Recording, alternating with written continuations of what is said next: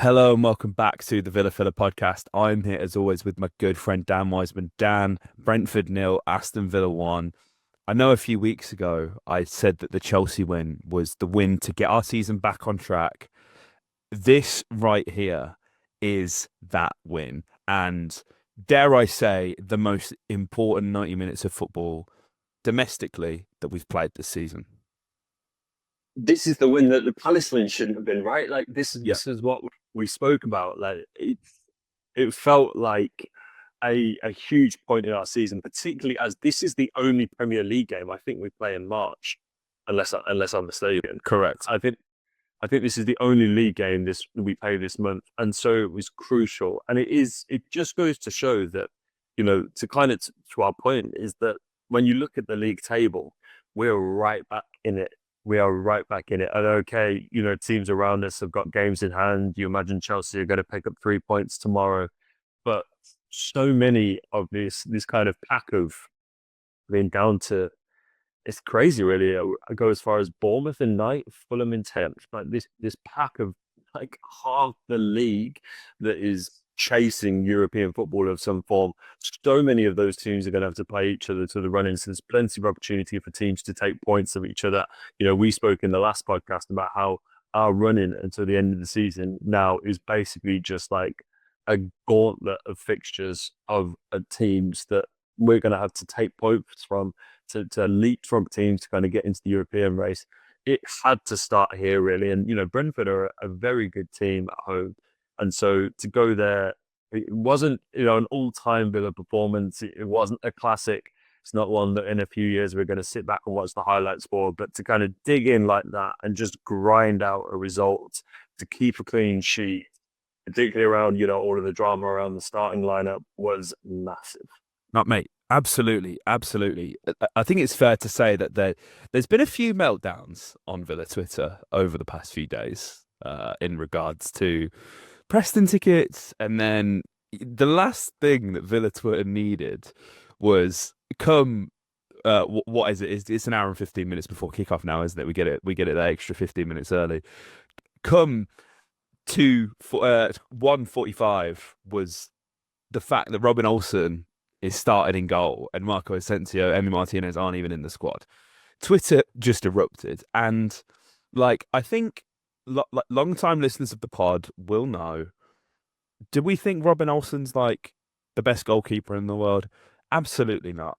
Do we think that he's really been like that offensively bad any time he's been called upon? No, not really. And I think you could go back and check out any of the podcasts that we've made on games that Robin Olsen's played, and overwhelmingly, I think it's fair to say, mate, we're probably in a minority that have always given him the support. Obviously, he's not Emi Martinez, but I do find some of the narrative, the post game narrative now around him, a little bit like cringe. It's almost like the Villa admins making him out to be some Make a Wish kid. Like, don't get me wrong, Robin Olsen played brilliantly. I get keep it the clean. First of all, a clean sheet. We didn't concede from a first shot on goal. We kept a clean sheet. This is absolutely massive. Um, but yeah, some of the I'm buzzing for Robin personally because again, not that it makes us better fans because we always back him or whatever, but it's just yeah, it kind of makes me feel a bit uncomfortable. Like, he is a professional footballer, guys. We've not just plucked this guy out of the crowd to play for Villa. Like, there is a drop off between the two keepers, absolutely. Like, that does have to be acknowledged. But yeah, I find some of the narrative specifically from the club, really, like a lot of the tweets that the club have made. I'm just kind of like, this is almost like condescending in a way. Do you know what I mean? 100%, mate. 100%. And I do think that this is probably Robin Olsen's best game for Villa, 100%.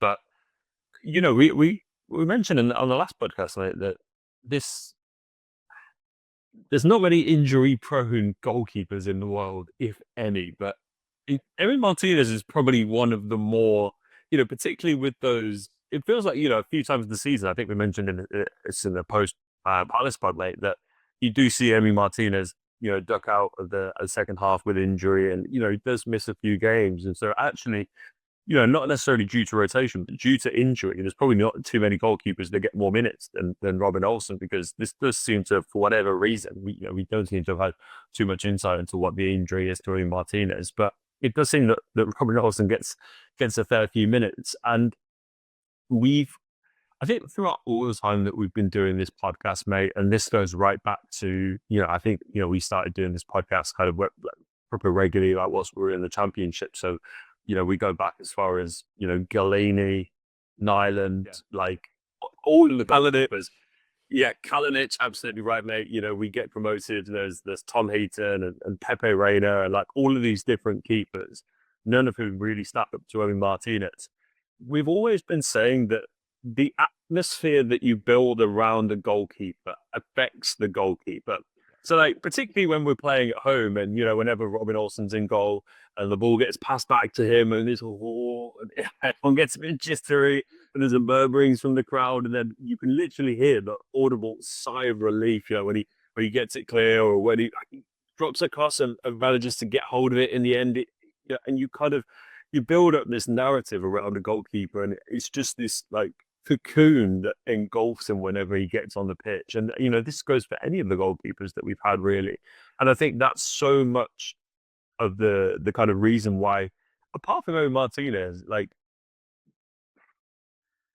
the last kind of genuinely successful goalkeeper that we had, like, is God, you guys go, but like, Is it Bosnich? Is it Friedel? Yeah, probably more recently. Friedel is like there, like, and then genuinely, like, as part of like a goalkeeper that as a fan base we had like unanimous confidence in. I think Tom Heaton could have made a claim to that, but obviously, the injury and stuff kind of curtailed that. And so, yeah, like, I do think it affects them so much. I do, Robin Olsen, they were saying that this is his first start in the league since the 5-0 defeat at Palace on the last, not the thrashing that we had on Palace a couple of weeks ago, the thrashing from Palace that we had at the back end of the last season. He's then obviously come on at half time in the Palace lot and got battered there. And so to kind of come on in this game, like, knowing where his head must have been, I think he concedes a goal on average every 36 minutes in a Villa shirt.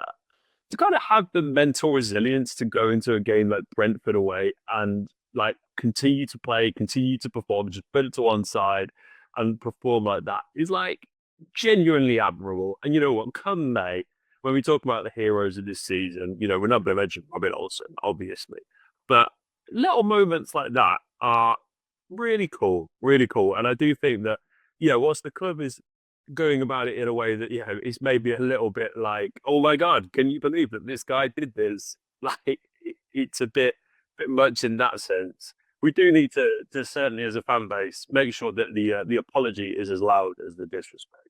Yeah, absolutely, mate. Absolutely. I don't know if you heard, but Kasper Schmeichel was on whatever Gary Neville's podcast is. He has too many. I can't down. The overlap. Yeah, he was on the overlap on the Stick to Football or whatever the hell it is. And I say that as if I didn't listen to the whole podcast. The name just escaped me.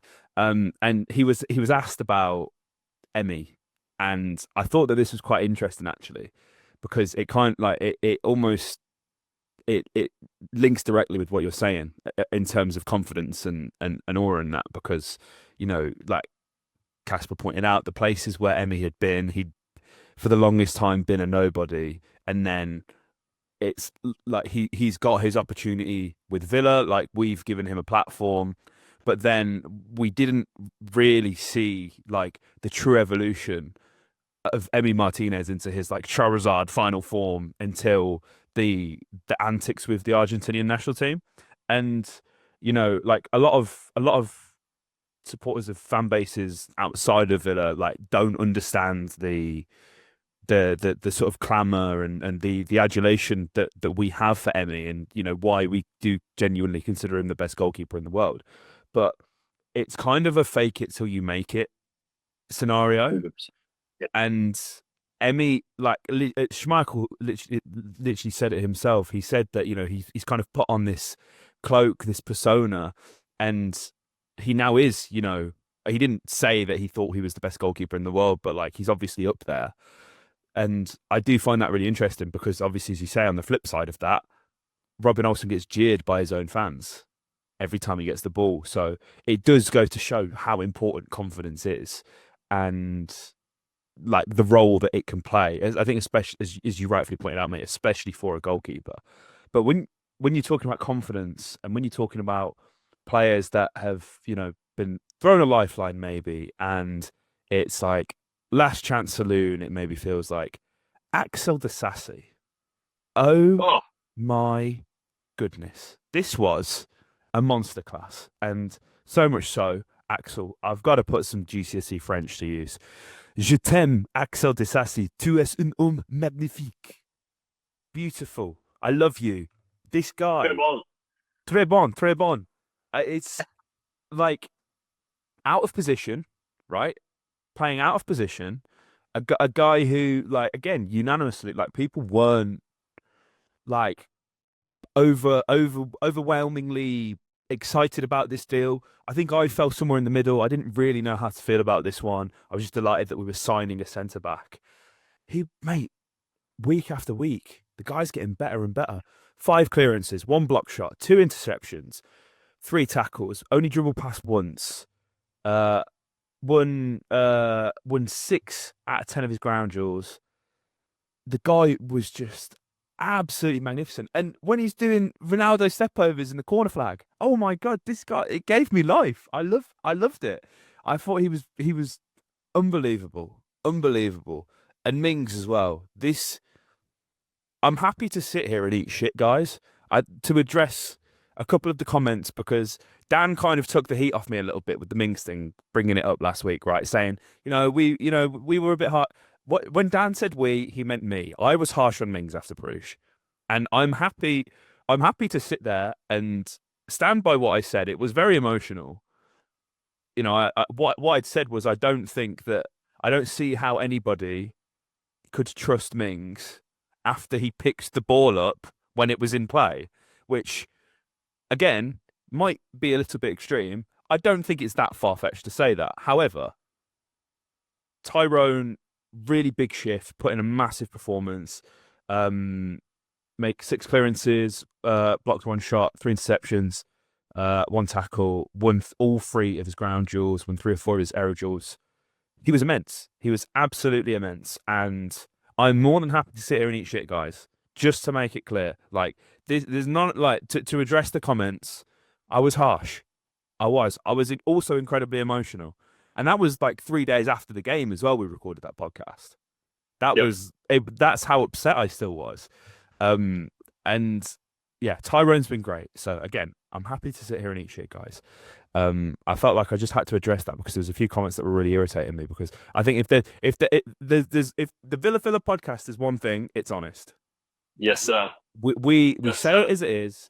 We say it as it is, and I think it probably sort of stuck with the listeners and viewers' minds a little bit more because we are always so half full, and that was so half empty of me.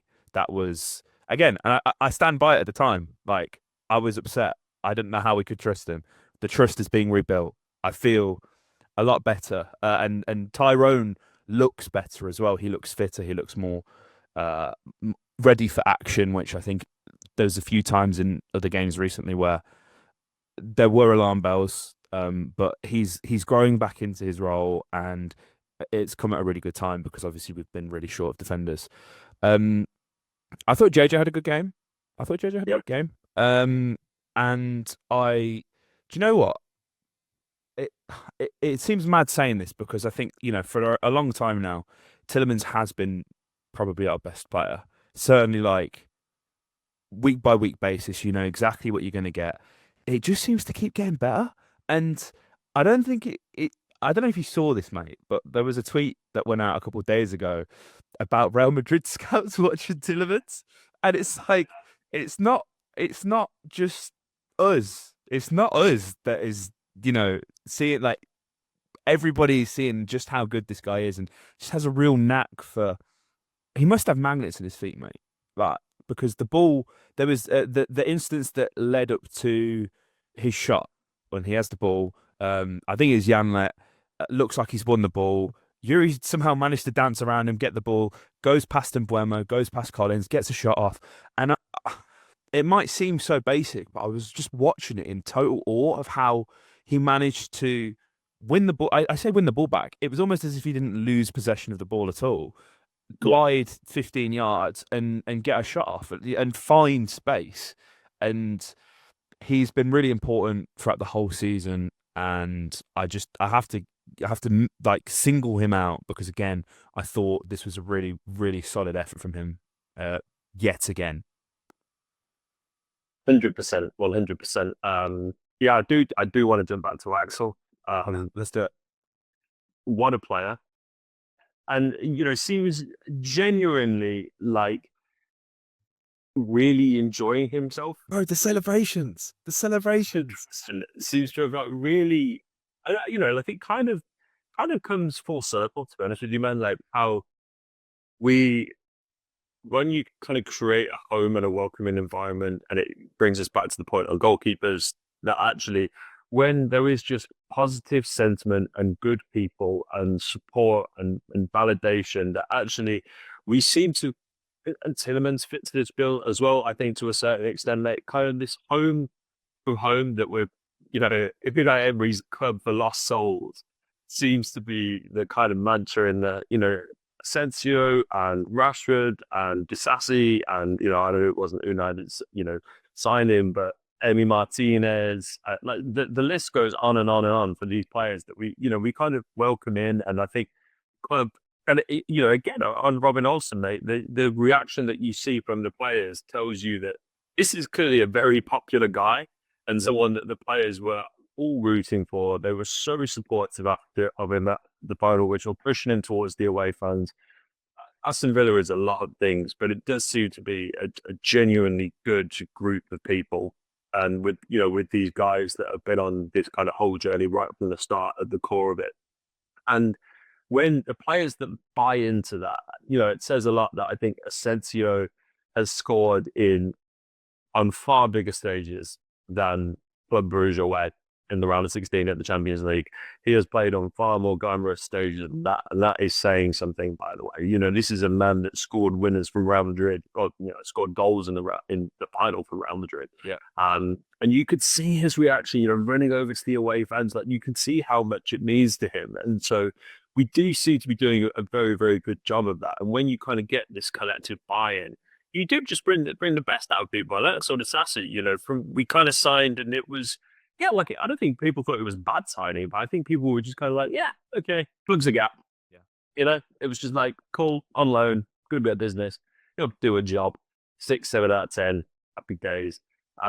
Actually, is becoming this almost marauding, skillful, deft right back, getting himself into the box. Really just great to see.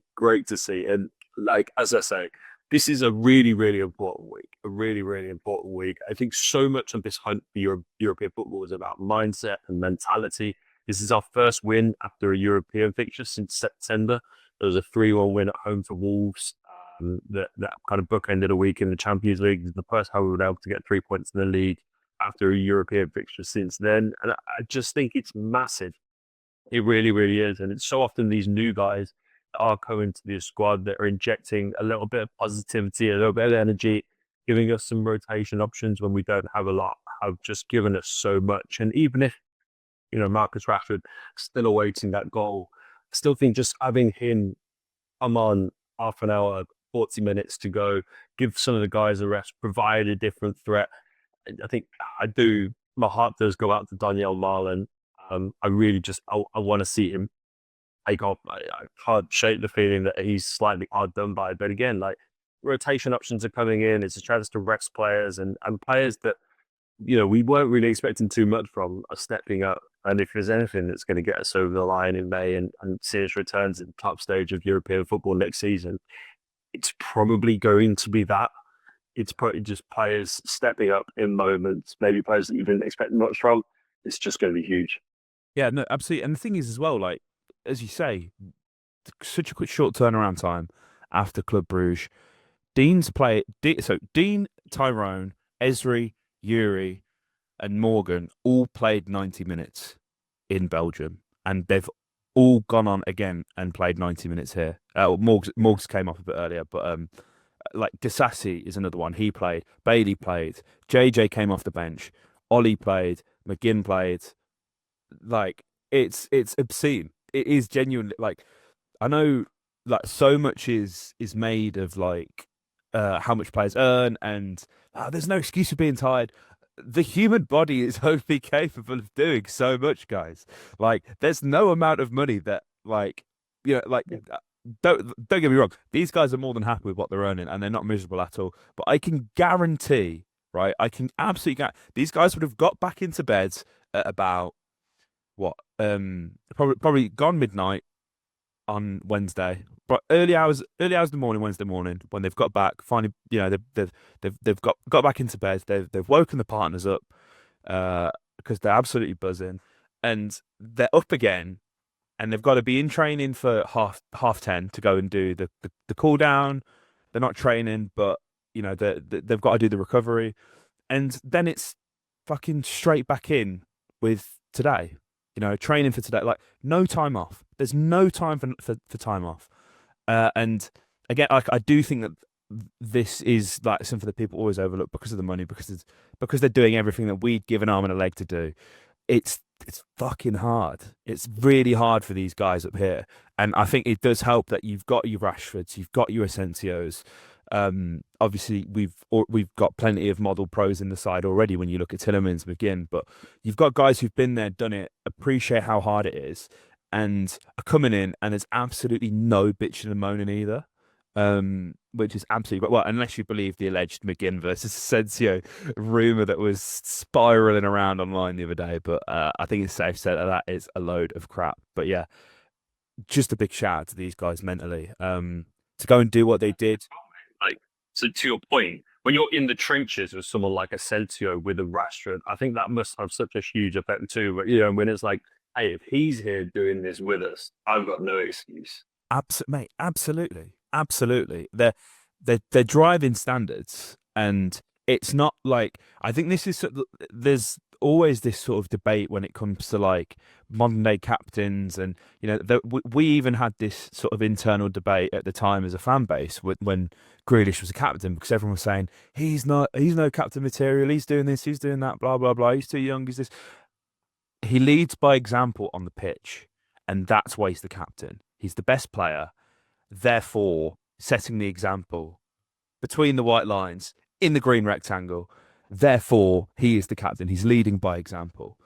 And yeah, you're absolutely right, mate. It's you're seeing these guys how they do it, and there's no excuse for anyone. There's no excuse for anyone. And the fact that Robin Olsen comes in, puts in the shift that we've known that he's been capable of doing again is just great. And I think there was the general sort of consensus from the broadcast feed from Sky and the pundits was, Villa look absolutely shagged.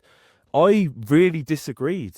I think we played at a lower intensity, and I think we were at times just making sure we hung in there. But generally, I thought the shape was really solid, and we did really well to nullify the threats of Brentford. And it's always a 4D chess game with Unai anyway. I think we were sort of riding that wave, and then obviously we come in the second half, and we've blitzed Brentford within the first 15 minutes, albeit one of the goals is disallowed. On a personal note for Ollie, absolutely buzzing. I know it takes a deflection, but it's a really good effort, and I think it's on target anyway, so we can give it to Ollie. And that is now 5 goals in 6 appearances against Brentford since leaving. And you just know that it feels that little bit sweeter, given the sort of afters from last time we were at the G-Tech, all this unnecessary needle towards Ollie over nothing. He's never caused an issue. He's never spoke badly about Brentford as a club at all. He's just scored against them every single time. But, what I say to that is you guys are 35 million of our great British pounds. So I think you just got to hold that, really. But buzzing that Ollie scored in this game. Because we were saying before, weren't we, mate, that it felt like this is like there's a lot on this game, as I've just mentioned, and for Ollie to score, like that's all we were hoping for before this game, weren't it? And he should have had more. Should have had more, which is the frustrating part. When we talk, you know, we've spoken a lot about Ollie Watkins on the pod the last few weeks, and you know, kind of saying, you know, is he maybe a little bit too much of a nice guy? Ollie Watkins, when he's fueled by like Ollie Watkins versus Brentford is like all-time strikers. Do you know what I mean? Like, when you get like very specific things, like there was always like Luis Suarez like against Norwich and Ian stuff like Nacho versus Villa. or what striker X against Villa. Like insert name here. It does it like Ollie Watkins against Brentford when he's got a bit of fire in the belly, you know, fueled by no why where this all started from, I don't know. And you know, classy guy still didn't celebrate either way. Yeah. If they're getting, you know, a load of crap, still didn't give it the big one as he would have been well within his rights to do. Um, you know, kept it humble, you know, with the celebration. That's kind of when you get the best out of it. When you know when there's a target on his back, when there's a point to prove, when you know that he's getting a little bit crap from the stands, and you know we've seen him as well. Like you know, let's look internally. You know when he's maybe having a little bit more crap from the fan base, as is you know probably league due. You know we've sometimes seen it in his celebrations at Villa Park. You know, finger on the lips, telling people, yeah, Yeah. I got this. We have seen it as well, and I do think that actually brings the best out of him. And you kind of want to see that a little bit more. Do you know what I mean? I do think that sometimes you know, he is a little bit nice, and you know he's probably one of all the strikers in the play against you play against in the Premier League. Is you know do opposition defenders like kind of sit there midweek and go, oh, God, he Watkins at the weekend. Maybe not, but this version of him when he's aggressive and he's on it and he's physical and he, you know, that's the kind of that is a striker that will give defenders nightmares. And so, yeah, this is the version that we need to bring week in week out until the end of the season because I say, very tough running, very tough running. We've probably got one more away game between now and the end of the season, which you probably circle and be like 3 points, and that's Southampton away. This was probably after that, maybe our most winnable away game until the end of the season. So very important that we got that. And yeah, it is thanks to Ollie Watkins. And again, you know, to his credit, you know, in this patch of form, which maybe hasn't been his best, millimeter here or there, and he's got a goal against Palace and a goal against Brentford. You know, so there's an assist here, against Brentford as well. Very unlucky with those two offsides. Yeah, no, he is. Do you know what it is? Ollie passes the mom test. Mum's living. Mum's living. I know my mum does. I bet your mum does, mate. I bet your mum loves Ollie. Like my mum won't. Nothing to do with his striking abilities. I'll tell you that. He's too nice. He's too nice. That's it. He passes the mum test, but we need him to pass the bastard test. But you're right. That fire in his belly, we do see a better a better Ollie, and hopefully, like as you say, mate, we're so close. With there's a scenario. This is crazy. There's a scenario where 7 teams qualify for the Champions League. That scenario is pretty out there because it involves us winning it, right? And every time you hear Darren Fletcher on the commentary, oh, 7 teams can win the Champions League. Won't happen though because Villa have to win it. Shut up, Darren. I hope we do it. It also involves us finishing outside the top 5. So I'm not as enthralled by that. But if we win the Champions League, who cares? But yeah, like there's Champions League qualification on the line. We're within a point of 5th.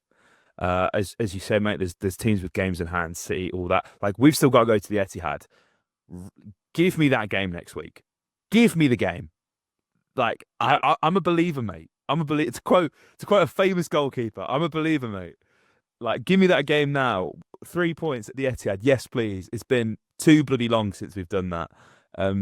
But like, as you say, the game's coming thick and fast. International break as well.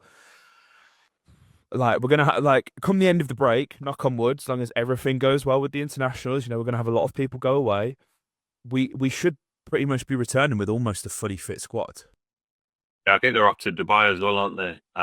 Which will be some kind of much needed R&R. But yeah, mate, as you say, you kind of when you look at these fixtures, and I'll remind people of our running as it stands at the end of the season. So we've got the home leg against Bruges, Preston away, Brighton away, Forest at home, Southampton away, Newcastle at home, City away, Fulham at home, Bournemouth away, Spurs at home, United away. Insert extra knockout fixtures should we Yeah. advance. Yeah. It's gonna be grueling, mate. But the margin for error is so fine. And what's crazy as well is seems to be how the Premier League is trending. This doesn't feel like a kind of one-off season where this kind of hunt for Europe is so deep. Actually, it feels like a lot of clubs, the kind of traditional top six. And this is why I do sit there and kind of inwardly celebrate teams like Forest, because we are breaking up that kind of monopoly, or on the kind of top board that these teams hold. Actually, it's more and more teams are starting to find ways in there, and I do think that's just something that we're set up. Like, I don't think Newcastle are going anywhere anytime soon. Brighton are perennially in this kind of conversation. There's so many teams now, ourselves included, that are trying to break into that pack. And so, yeah, this kind of big hunt, and with us all playing each other, it seems, between now and May, it's going to be so entertaining. But I don't think emotionally, mentally, physically, I've got this in me every year. Like, it would be nice. It would be nice. Like, I'm not battling Spurs for it. Last season was intense, but this is something else. Yeah, you got Bournemouth and Forest just popping up out of nowhere. Just Brighton have won 6 in a row now as well. So, it's like, Yeah. as you say, mate, it's tight, but it's going to be a fun journey, mate. And, we're going to be there every step of the way. Guys, let us know your thoughts in the comment section down below. Let's get some Bruges predictions as well. Really excited for Champions League football, knockout football to be at Villa Park. That feels a bit surreal to say. And yeah, like, comment, subscribe, and up the Villa.